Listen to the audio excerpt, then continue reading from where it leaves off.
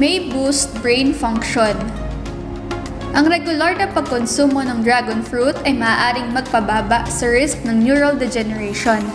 Ang isang pag-aaral sa hayop ay natuklasan na ang katas ng red dragon fruit ay tumutulong sa pagpapalakas ng memorya at abilidad na matuto matapos ang exposure sa lead.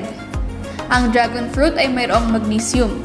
Ang magnesium ay maaaring tumulong sa paggamot ng depresyon at magpalakas ng brain function.